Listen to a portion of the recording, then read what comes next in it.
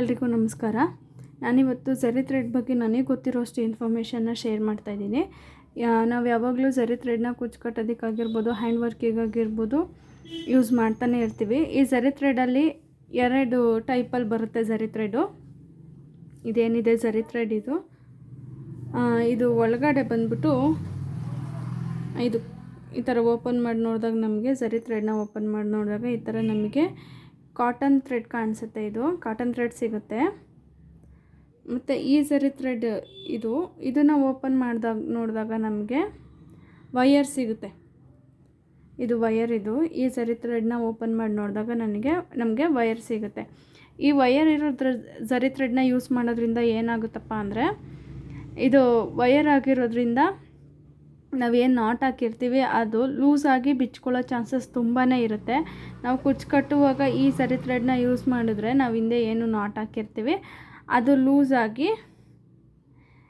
ಇದೇನಪ್ಪ ಅಂದರೆ ಈ ಥರ ಕಟ್ಟಿರ್ತೀವಲ್ಲ ಅದು ಲೂಸಾಗಿ ನಾವೇನು ಕುಚ್ಚಿ ಕಟ್ಟಿರ್ತೀವಿ ಅದು ಬಿಚ್ಚೋಗೋ ಚಾನ್ಸಸ್ ಇರುತ್ತೆ.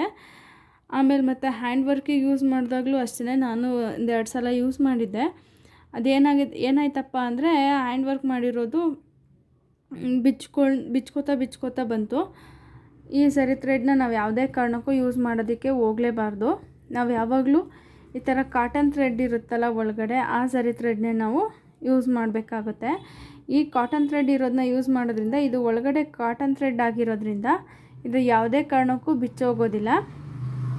ಮತ್ತು ನಮಗೆ ವರ್ಕ್ ಮಾಡೋದಕ್ಕೂ ಭಾಳ ಈಸಿ ಅನಿಸುತ್ತೆ. ಮತ್ತು ನಾವೇನು ಕುಚ್ಚು ಕಟ್ತೀವಿ ಅದಕ್ಕೂ ಸಹ ನಾವು ಇದನ್ನು ಯೂಸ್ ಮಾಡೋದ್ರಿಂದ ನಾವು ಕುಚ್ಚು ಕಟ್ಟಿದಾಗ ಗಂಟು ಹಾಕೋದಾಗಿರ್ಬೋದು, ಗಮ್ ಪೇಸ್ಟ್ ಮಾಡೋದ್ರಿಂದ ಆಗಿರ್ಬೋದು, ನಮ್ಗೆ ಯಾವುದೇ ಕಾರಣಕ್ಕೂ ಇದು ಬಿಚ್ಕೊಳ್ಳಲ್ಲ. ಹಾಗಾಗಿ ನಾವು ಯಾವಾಗ್ಲೂ ಏನು ಝರಿ ಥ್ರೆಡ್ನ ಯೂಸ್ ಮಾಡುವಾಗಾಗಿರ್ಬೋದು ಅಥವಾ ತಗೊಳ್ಳುವಾಗಾಗಿರ್ಬೋದು ಈ ಥರ ಒಳಗಡೆ ಕಾಟನ್ ಥ್ರೆಡ್ ಇರುವಂತಹ ಝರಿ ಥ್ರೆಡ್ನೇ ನೋಡಿಬಿಟ್ಟು ತಗೊಳ್ಳೋದು ಒಳ್ಳೆಯದು. ಯಾವುದೇ ಕಾರಣಕ್ಕೂ ನಾವು ಈ ಥರ ಝರಿ ಥ್ರೆಡ್ ಒಳಗಡೆ ವೈರ್ ಇರೋವಂತಹ ಝರಿ ಥ್ರೆಡ್ನ ನಾವು ಯಾವುದೇ ಕಾರಣಕ್ಕೂ ಯೂಸ್ ಮಾಡೋದಕ್ಕೆ ಹೋಗಬಾರ್ದು. ಇದಾಗಿತ್ತು ಇವತ್ತಿನ ಇನ್ಫಾರ್ಮೇಷನ್. ಈ ಇನ್ಫಾರ್ಮೇಷನ್ ನಿಮಗೆ ಇಷ್ಟ ಆದರೆ ದಯವಿಟ್ಟು ವಿಡಿಯೋಗೆ ಲೈಕ್ ಮಾಡಿ, ನನ್ನ ಚಾನಲ್ನ ಸಬ್ಸ್ಕ್ರೈಬ್ ಮಾಡಿ, ಶೇರ್ ಮಾಡಿ. Thank you.